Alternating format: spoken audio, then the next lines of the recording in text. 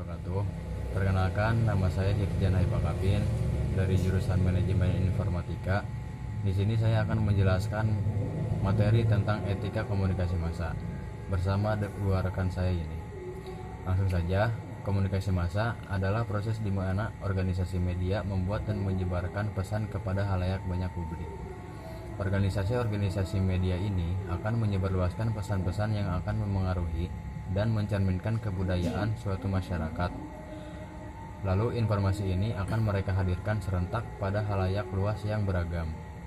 Hal ini membuat media menjadi bagian dari salah satu institusi yang kuat di masyarakat.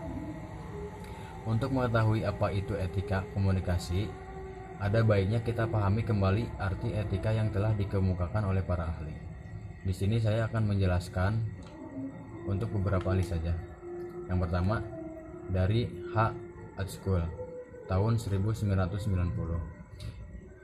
yang artinya etika merupakan sebuah studi berbagai bentuk nilai-nilai moral dan prinsip-prinsip benar atau salah.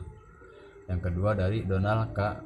Wright tahun 2010, yaitu etika adalah cabang dari filsafat yang berkaitan dengan perilaku moral dan seperangkat prinsip-prinsip atau kode etik moral. Sedangkan arti dari etika komunikasi massa sendiri yaitu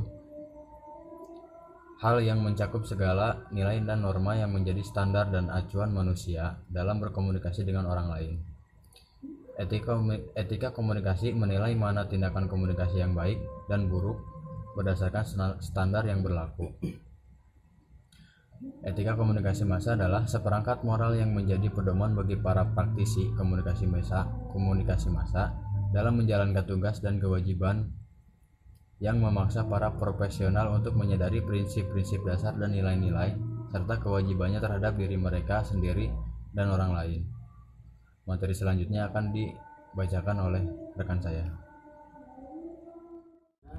Assalamualaikum warahmatullahi wabarakatuh. Nama saya Deni Ramdhani. Saya dari jurusan Manajemen Informatika. Etika komunikasi massa mencakup beberapa bidang. Di antaranya, pertama, etika jurnalistik. Etika jurnalistik adalah cabang filsafat yang membantu para jurnalis untuk menentukan bahwa apa yang dilakukan adalah benar dan memberikan standar bagi para jurnalis di mana ia dapat menilai berbagai tindakan adalah benar atau salah, baik atau buruk, bertanggung jawab atau tidak bertanggung jawab. Etika jurnalistik didefinisikan sebagai jurnalistik yang baik atau jurnalistik yang buruk serta berbagai kewajiban yang dimiliki para jurnalis sebagai sebuah profesi. Yang kedua, etika media. Media massa diatur dengan hukum dan sebuah sistem etika.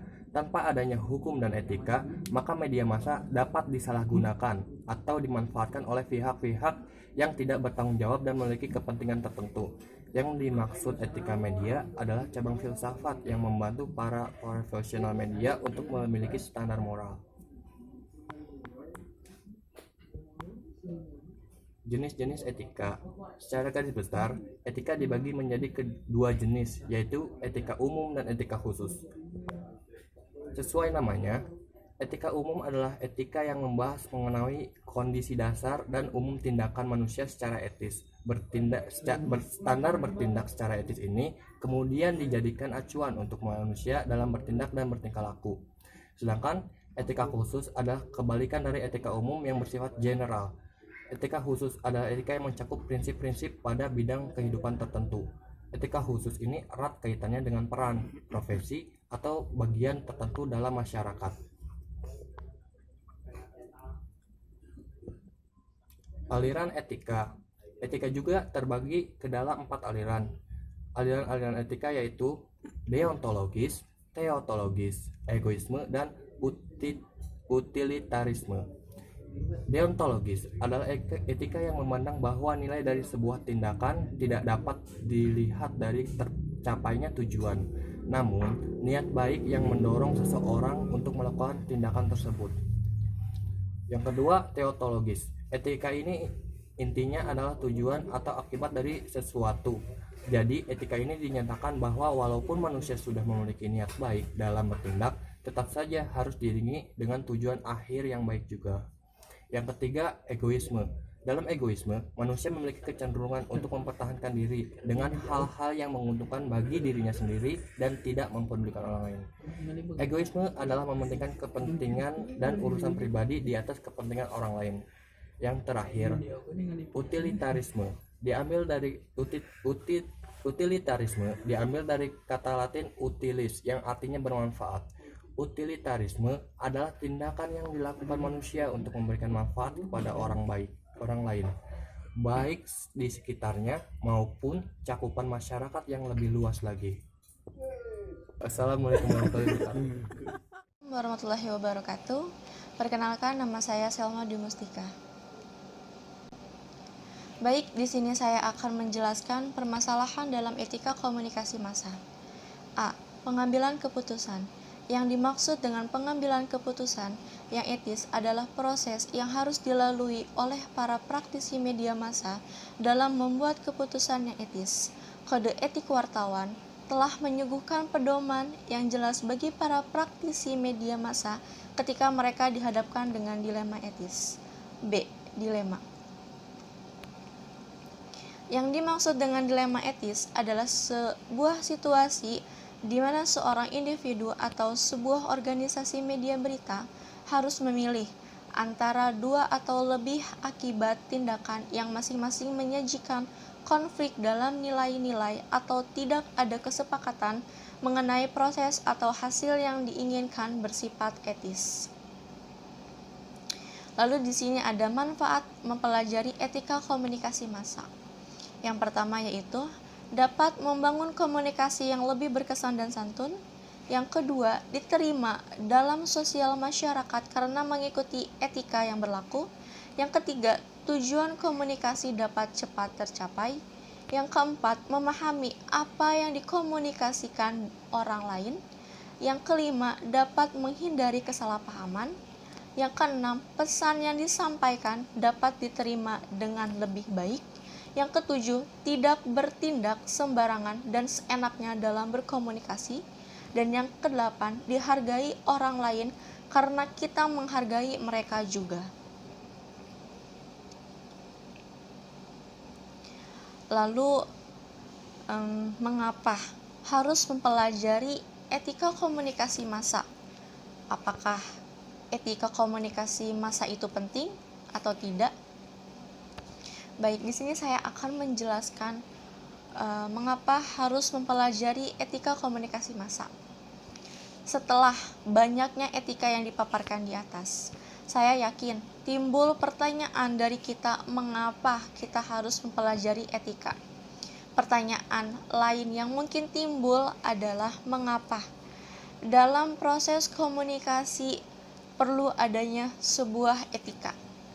Ada beberapa alasan mengapa kita perlu mempelajari etika. Kita hidup dalam masyarakat yang terus meningkat perkembangannya. Dengan perkembangan teknologi, komunikasi khususnya berdampak pada pemupukkan sifat individu manusia. Dengan demikian, tanpa etika, manusia akan menjadi pemangsa bagi sesamanya. Dengan etika, manusia dapat diarahkan kepada hal yang baik. Saat ini, masyarakat modern cenderung hidup dalam individualisme sehingga menuntut mereka secara masing-masing untuk bertahan hidup.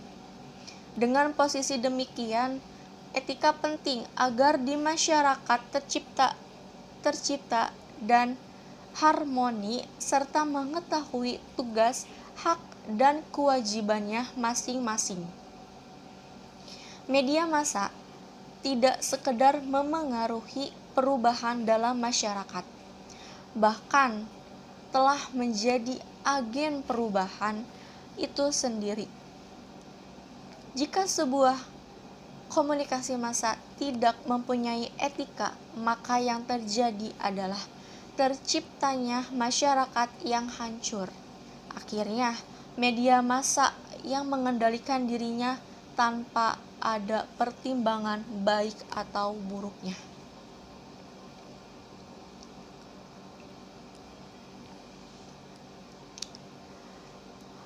Setelah saya dan juga rekan-rekan saya membaca ataupun menyampaikan materi dari etika komunikasi massa tersebut, di sini saya akan membacakan kesimpulannya. Segala bentuk etika memang sangat diperlukan dalam kehidupan. Baik itu etika yang berhubungan dengan perilaku setiap individu secara psikologinya, maupun etika yang berhubungan dengan dunia first dalam konteks komunikasi massa. Meninggalkan etika sama saja menjatuhkan harga diri, karena dengan etikalah keseimbangan sesama akan terwujudkan. Seberapa banyak apapun sebuah etika, jika tidak ada kesadaran diri dari semua pihak dalam berkomunikasi, maka sebanyak itulah pelanggaran yang terjadi terhadap etika.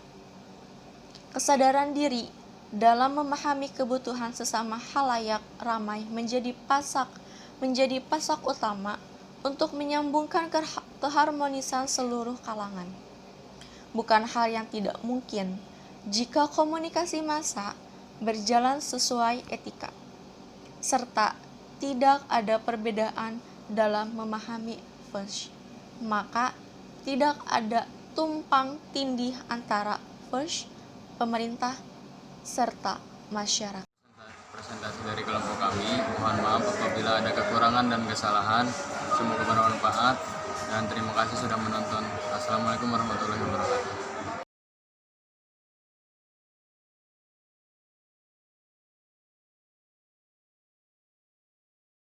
Assalamualaikum.